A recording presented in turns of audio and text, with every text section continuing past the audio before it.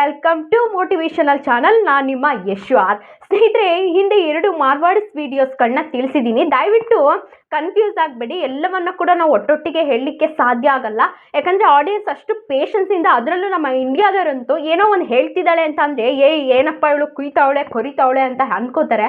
ಯಾಕಂದರೆ ಇರೋ ರಿಯಾಲಿಟಿನ ಏನಿದೆ, ಏನು ಅಂಶನ ಹೇಳ್ತಾ ಇದ್ದಾರೆ ಅನ್ನೋದನ್ನು ಯಾರು ಕೂಡ ಅರ್ಥ ಮಾಡ್ಕೊಳ್ಳಲ್ಲ. ಅರ್ಥ ಮಾಡ್ಕೊಂಡಿದ್ರೆ ಯಾಕ್ರಿ ಈ ಇಂಡಿಯಾ ಈ ಮಟ್ಟಕ್ಕೆ ಆಗ್ತಿತ್ತು ಅಲ್ವಾ? ಸೊ ಏನೋ ಒಂದು ವಿಷಯ ಹೇಳ್ತಿದ್ದಾರೆ ಅಂತ ಅಂದರೆ ಅಲ್ಲಿ ಏನೋ ಒಂದು ಇರುತ್ತೆ ಅನ್ನೋದನ್ನು ದಯವಿಟ್ಟು ಅರ್ಥ ಮಾಡ್ಕೊಳ್ಳಿ. ಅಲ್ಲಿ ಎಲ್ಲವನ್ನ ನಾವು ಪೂರ್ತಿಯಾಗಿ ಹೇಳಲಿಕ್ಕೆ ಸಾಧ್ಯ ಆಗಲ್ಲ. ಸ್ಕಿಪ್ ಮಾಡಿ ನೋಡೋರು ಇರ್ತಾರೆ, ಪೂರ್ತಿ ನೋಡೋರು ಇರ್ತಾರೆ, ಸೊ ಅರ್ಧ ನೋಡೋರು ಇರ್ತಾರೆ. ಸೊ ನಾನು ಅಲ್ಲಿ ಪಾರ್ಟ್ ವೈಸ್ ಮಾಡ್ತಾ ಇದ್ದೀನಿ. ಮಾರ್ವಾಡಿಸ್ಗಳು ಯಾವ್ಯಾವ ರೀತಿ ಹ್ಯಾಂಡಲ್ ಮಾಡ್ತಾರೆ ಬಿಸ್ನೆಸ್ನ, ಆ್ಯಂಡ್ ಯಾವ್ಯಾವ ರೀತಿ ಲೈಫ್ ಸ್ಟೈಲ್ನ ಅಳವಡಿಸ್ಕೊಂಡಿದ್ದಾರೆ, ಯಾವ ರೀತಿ ಪೂಜೆ ಮಾಡ್ತಾರೆ, ಯಾವ ರೀತಿ ಸಂಪ್ರದಾಯನ ಅಳವಡಿಸ್ಕೊಂಡಿದ್ದಾರೆ, ಪಾರ್ಟ್ ವೈಸ್ ನಾನು ವಿಡಿಯೋ ಮಾಡ್ತಾ ಇದ್ದೀನಿ. ದಯವಿಟ್ಟು ಆಡಿಯನ್ಸ್ ಕನ್ಫ್ಯೂಸ್ ಆಗದೆ ಪೂರ್ತಿಯಾಗಿ ವಿಡಿಯೋ ನೋಡಿ. ಇವತ್ತಿನ ವಿಡಿಯೋದಲ್ಲಿ ಈ ಮಾರ್ವಾಡಿಸ್ಗಳು ಪಟ್ಟಣ ಪ್ರದೇಶದಾಗಿರ್ಬೋದು ಮತ್ತು ಹಳ್ಳಿ ಪ್ರದೇಶದಲ್ಲಾಗಿರ್ಬಹುದು, ಅವರು ಒಂದು ಚಿಕ್ಕ ಮಟ್ಟದ ಒಂದು ಉದ್ಯಮದಿಂದ ದೊಡ್ಡ ಮಟ್ಟದ ಉದ್ಯಮವರೆಗೆ ಈ ಪೇಂಟಿಂಗ್ ಶಾಪ್ ಆಗಿರ್ಬೋದು, ಬಟ್ಟೆ ಶಾಪ್ ಆಗಿರ್ಬೋದು, ಚಿನ್ನದ ಅಂಗಡಿ ಆಗಿರ್ಬೋದು, ಈ ಥರದ್ರಲ್ಲಿ ಪ್ರತಿಯೊಂದರಲ್ಲೂ ಕೂಡ ಒಂದು ದೊಡ್ಡ ದೊಡ್ಡ ಮಟ್ಟದಲ್ಲೇ ಶ್ರೀಮಂತರಾಗ್ತಾ ಇದ್ದಾರೆ. ಬಹುಶಃ ಅವರು ಎಜುಕೇಷನ್ನೇ ಹೊಂದಿರಲ್ಲ, ಅಷ್ಟು ಎಜುಕೇಷನ್ ನಾಲೆಡ್ಜ್ ಕೂಡ ಇರಲ್ಲ. ಅವ್ರಿಗೆ ವ್ಯವಹಾರಕ್ಕೆ ಬೇಕಾಗಿರ್ತಕ್ಕಂಥ ನಾಲೆಡ್ಜ್ ಇದ್ದರೆ ಅಷ್ಟೇ ಅವರಿಗೆ ಬೇಕಾಗಿರ್ತಕ್ಕಂಥದ್ದು.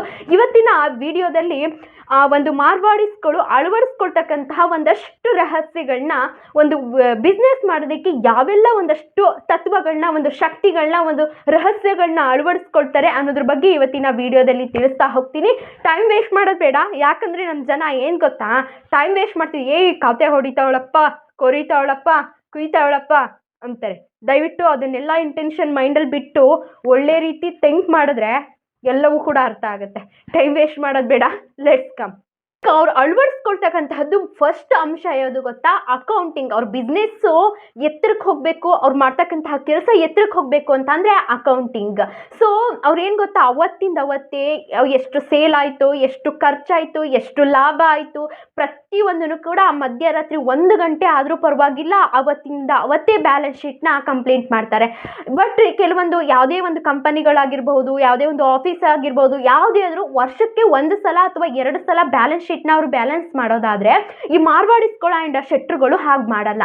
ಅಕೌಂಟಿಂಗ್ನ ಹೇಗೆ, ಇದಕ್ಕೊಂದು ಗಾದೆನೇ ಇದೆ, ಚರ್ಮ ಸುಲಿದ್ರು ಕೂಡ ಒಂದು ನಯಾ ಪೈಸೆನೂ ಕೂಡ ಕಳ್ಕೊಳ್ಳಲ್ಲ ಅಂತ. ಹಾಗೆ ಅವತ್ತಿಂದ ಅವತ್ತೇ ಕೂಡ ಅವರು ಕ್ಲಿಯರ್ ಮಾಡ್ಕೊತಾರೆ. ಅವ್ರ ಅಕೌಂಟಿಂಗ್ ಎಷ್ಟು ಕ್ಲಿಯರ್ ಆಗಿತ್ತು ಅಂದರೆ, ಸೊ ನನಗೆ ಯಾವ ರೀತಿ ಅದನ್ನು ನಾನು ಇನ್ಕಮ್ನ ತಗೋಬೇಕು, ಯಾವ ರೀತಿ ರೀಇನ್ವೆಸ್ಟ್ಮೆಂಟ್ ಮಾಡಿ ನನ್ನ ದುಡ್ಡು ಮತ್ತೆ ಬಂದಿರತಕ್ಕಂಥ ದುಡ್ಡು ಮತ್ತೆ ನನಗೆ ದುಡ್ಡನ್ನು ದುಡಿತಾ ತಂದುಕೊಡುತ್ತೆ. ಎಷ್ಟು ಖರ್ಚಾಯಿತು, ಮಧ್ಯರಾತ್ರಿ 1 ಗಂಟೆ ಆದರೂ ಪರವಾಗಿಲ್ಲ ರೀ, ಆವತ್ತಿಂದ ಅವತ್ತೇ ಅದನ್ನು ಕ್ಲಿಯರ್ ಮಾಡಿ ಅದನ್ನು ಏನು ಬರ್ತಿದೆ ಅದನ್ನು ಮತ್ತೆ ಹೇಗೆ ದುಡಿಬೇಕು ಅನ್ನೋದನ್ನು ತಗೊಳ್ಬಿಡ್ತಾರೆ. ಯಾಕಂದರೆ ಅಷ್ಟು ಸೋಂಬಾರಿತನ ಮಾಡಲ್ಲ. ಹಾಗಾಗಿ ಅವರು ಶ್ರೀಮಂತರಾಗಿರೋದು. ಇದನ್ನು ಫಸ್ಟು ಥಿಂಕ್ ಮಾಡಿ. ನೆಕ್ಸ್ಟು ಅವರು ಅಳವಡಿಸ್ಕೊಳ್ತಕ್ಕಂತಹ ರಹಸ್ಯ ಆ್ಯಂಡ್ ಸೀಕ್ರೆಟ್ ಆ್ಯಂಡ್ ಒಂದು ತತ್ವ ಏನು ಅಂತ ಅಂದರೆ, ಮಾರ್ವಾಡಿ DNA.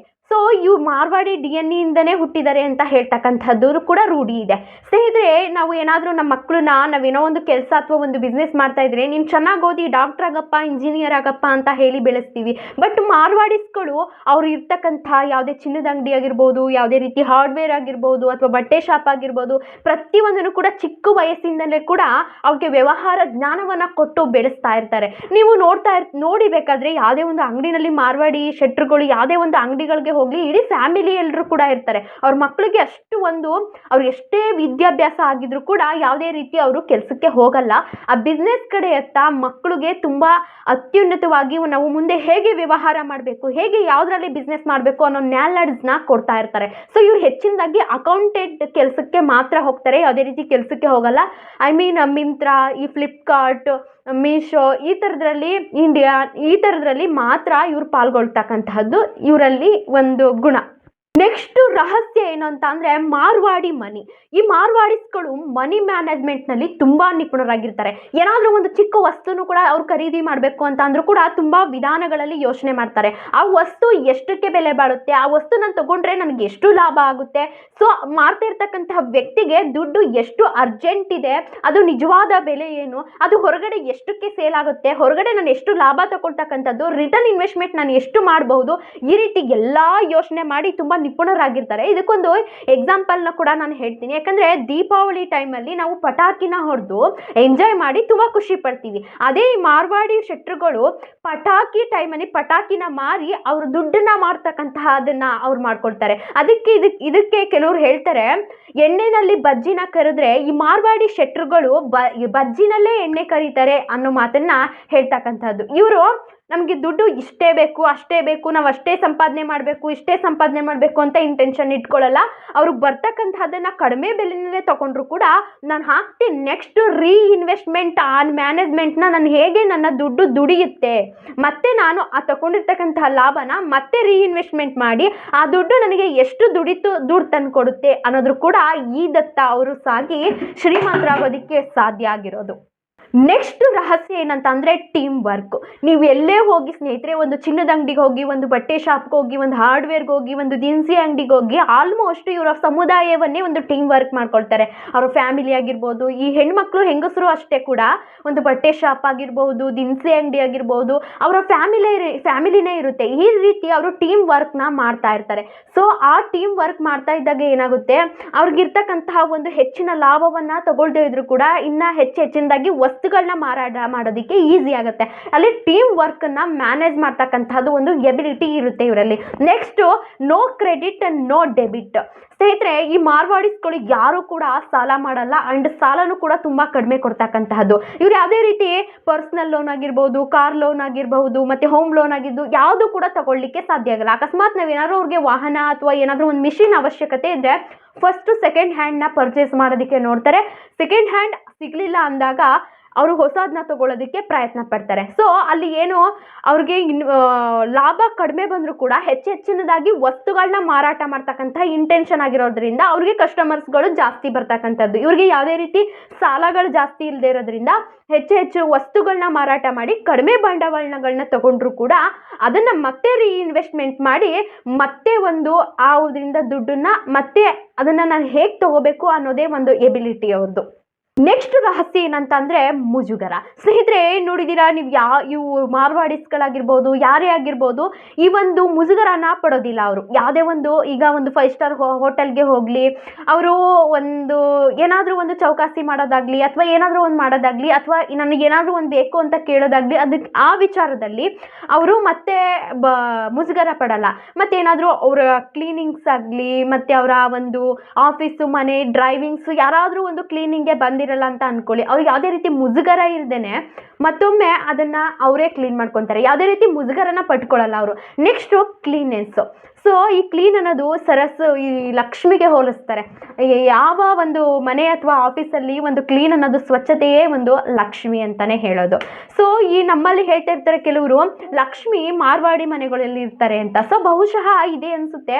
ಅವ್ರ ಮನೆ ಆಗಲಿ, ಅವ್ರ ಆಫೀಸ್ ಆಗಲಿ, ಅವ್ರ ಮನೆ ಎಷ್ಟೇ ಚಿಕ್ಕದಾಗಲಿ ತುಂಬಾ ಅವರ ಒಂದು ನೀಟ್ನೆಸ್ ತುಂಬಾ ಚೆನ್ನಾಗಿರುತ್ತೆ, ಒಂದು ಕ್ಲೀನ್ನೆಸ್ ತುಂಬಾ ಚೆನ್ನಾಗಿರುತ್ತೆ. ಯಾವುದೇ ರೀತಿ ಅವರು ಒಂದು ಇದನ್ನು ಇಟ್ಕೊಳ್ಳಲ್ಲ, ಗಲೀಜು ಇಟ್ಕೊಳ್ಳಲ್ಲ. ಅವ್ರ ಮನೆ ಎಷ್ಟೇ ಚಿಕ್ಕದಾಗಿರಲಿ, ಅವ್ರ ಆಫೀಸ್ ಎಷ್ಟೇ ಚಿಕ್ಕದಾಗಿರಲಿ, ತುಂಬ ಚೌಕಟ್ಟಾಗಿ ತುಂಬ ನೀಟ್ನೆಸ್ನ ಕಾಪಾಡ್ಕೊಂಡು ಬರ್ತಾರೆ. ಸೊ ನೆಕ್ಸ್ಟು ಬಾರ್ಗಿಂಗ್ ಮಾಡ್ತಕ್ಕಂಥದ್ದು. ಇವ್ದು ಯಾವುದೇ ಒಂದು ವಸ್ತುನ ಒಂದು 100 ರೂಪಾಯಿಗೆ ತೊಗೊಳ್ತಕ್ಕಂಥದ್ದನ್ನು ಒಂದು 90 ರೂಪಾಯಿಗೆ ತೊಗೊಳ್ತಕ್ಕಂಥದ್ದು, ಮತ್ತು ಆ ರೈಟ್ಗೆ ಅದು ಸಿಗಲಿಲ್ಲ ಅಂತ ಅಂದಾಗ ಒಮ್ಮೆ ಕಾದು ಕೂಡ ನೋಡ್ತಾರೆ ಇವರು.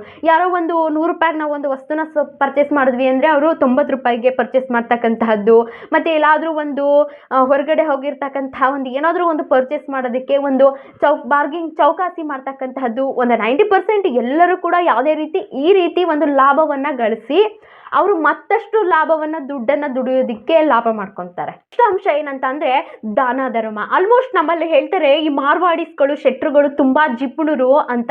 ಸೊ ಇವರು ದುಡ್ಡಲ್ಲಿ ಹಣವಂತರಾಗಿದ್ರು ಕೂಡ, ಫೈನಾನ್ಷಿಯಲಿ ಇದಾಗಿದ್ರು ಕೂಡ, ಇವರ ಅವಶ್ಯಕತೆಗೆ ಜಿಪುಣರಾಗಿದ್ರು ಕೂಡ ತುಂಬ ದಾನ ಧರ್ಮಗಳನ್ನ ಮಾಡ್ತಾರೆ. ಎಷ್ಟೋ ಈ ಕೋವಿಡ್ ಟೈಮಲ್ಲಿ ಒಂದು ಊಟನ ಕೊಟ್ಟಿದ್ದಾರೆ. ಕಷ್ಟ ಅಂತ ಬಂದರೆ ತುಂಬಾ ಮುಂದೆ ಇರ್ತಾರೆ, ಹೇಳ್ತಾರೆ. ಯಾಕಂದರೆ ಆ ಒಂದು ಸಂಪತ್ತೇ, ಆ ಒಂದು ದಾನ ಧರ್ಮವೇ ಅವರನ್ನು ಕಾಪಾಡ್ತಾ ಇರ್ತಕ್ಕಂಥದ್ದು. ಕಷ್ಟ ಅಂತ ಯಾರೇ ಬರಲಿ ಅವ್ರಿಗೆ ಸಹಾಯನ ಮಾಡ್ತಾರೆ. ಕೋವಿಡ್ ಟೈಮಲ್ಲಿ ಎಷ್ಟೋ ಊಟಗಳನ್ನ ಕೊಟ್ಟಿದ್ದಾರೆ. ಇದೇ ಇವರು ಸಾಲ ಎಷ್ಟು ಕಡಿಮೆ ಪರ್ಸೆಂಟಲ್ಲಿ ಕೊಡ್ತಾರೆ ಗೊತ್ತಾ? ವರ್ಷಕ್ಕೆ 5% ಸಾಲ ಕೊಡ್ತಾರೆ. ಹೆಚ್ಚು ಸಾಲ ಕೊಡಲ್ಲ, ಸಾಲನೂ ತಗೊಳ್ಳಲ್ಲ, ಕಡಿಮೆ ಕೊಡೋದ್ರಲ್ಲಿ 5% ಕೊಡ್ತಾರೆ. ನಮ್ಮಲ್ಲಿ ಎಷ್ಟು 24% ಆಗುತ್ತೆ ವರ್ಷಕ್ಕೆ. ಸೊ ನೆಕ್ಸ್ಟು ಇವ್ರದ್ದು ಪರ್ಸ್ನಲ್ ಡಿಸಿಪ್ಲಿನ್. ನಮಗೆ ನಾವು ಹಣವಂತರಾಗಿದ್ರು ಕೂಡ, ಎಷ್ಟೇ ಒಂದು ಫೈನಾನ್ಷಿಯಲಿ ಇದಾಗಿದ್ರು ಕೂಡ, ಮೇನ್ ಇಂಪಾರ್ಟೆಂಟು ನಮ್ಮ ಪರ್ಸ್ನಲ್ ಹ್ಯಾಬಿಟ್ಸ್ ಯಾವ ರೀತಿ ಇರುತ್ತೆ ಅನ್ನೋದು ಇಂಪಾರ್ಟೆಂಟ್ ಆಗುತ್ತೆ. ಇವರು ತುಂಬ ಪ್ಯೂರ್ ವೆಜಿಟೇರಿಯನ್ ಆಗಿರ್ತಾರೆ. ಯಾರ ಹತ್ರನೂ ಕೂಡ ದ್ವೇಷ ಮಾಡ್ಕೊಳ್ಳಲ್ಲ. ನಾನು ಹಿಂದೆ ವಿಡಿಯೋದಲ್ಲಿ ಹೇಳಿದಾಗೆ ಯಾರ ಹತ್ರನೂ ಕೂಡ ದ್ವೇಷ ಮಾಡ್ಕೊಳ್ಳಲ್ಲ ಇವರು. ತುಂಬ ಅವರ ಸಂಬಂಧಿಕರಲ್ಲಾಗಿರ್ಬೋದು, ಗಂಡ ಆಗಿರ್ಬೋದು, ಹೆಂಡತಿ ಆಗಿರ್ಬೋದು, ಮಕ್ಕಳಾಗಿರ್ಬೋದು, ತುಂಬ ಇವರು ಹೆಚ್ಚಿನದಾಗಿ ಆಚಾರ ವಿಚಾರಗಳನ್ನ ತಿಳ್ಕೊಂಡಿರ್ತಾರೆ. ಒಂದು ಸನಾತನ ಧರ್ಮವನ್ನು ಪಾಲಿಸ್ತಾರೆ. ಮತ್ತು ಅವಿಭಕ್ತ ಕುಟುಂಬದಲ್ಲಿ ಇರೋದಕ್ಕೆ ಇಷ್ಟಪಡ್ತಾರೆ. ಯಾರೊಟ್ಟಿಗೂ ಒಂದು ಜಗಳ, ಮನಸ್ತಾಪವನ್ನು ಮಾಡ್ಕೊಳ್ಳಲ್ಲ. ಇದ್ರ ಅಹಂಕಾರ ಇರೋಲ್ಲ. ಸೊ ನಾನು ಬೆಳೀತಾ ಮತ್ತೊಬ್ಬರನ್ನು ಬೆಳೆಸ್ತಕ್ಕಂತಹ ಒಂದು ಮೆಂಟಾಲಿಟಿ, ಅದ್ಭುತವಾದಂತಹ ಗುಣ ಇವರಲ್ಲಿರುತ್ತೆ. ಐ ಹೋಪ್ ಇಷ್ಟು ಗುಣಗಳನ್ನು ನಾವು ಕೂಡ ಅಳವಡಿಸ್ಕೊಂಡ್ರೆ ಒಂದು ಒಳ್ಳೆಯ ಅತ್ಯದ್ಭುತವಾದಂತಹ ಶ್ರೀಮಂತರು ಕೂಡ ಆಗ್ಬೋದು. ನಮ್ಮ ಅವಶ್ಯಕತೆಗೆ ನಾವು ಜಿಪುಣರಾಗೋಣ. ಅನಗತ್ಯ ಖರ್ಚುಗಳಿಗೆ ಅವರು ಜಿಪ್ಣರು. ಬಟ್ ಕಷ್ಟ ಅಂತ ಬಂದರೆ, ದಾನ ಧರ್ಮ ಅಂತ ಬಂದರೆ ಎತ್ತಿದ ಕೈ ಮಾರ್ವಾಡಿಸ್ಗಳು.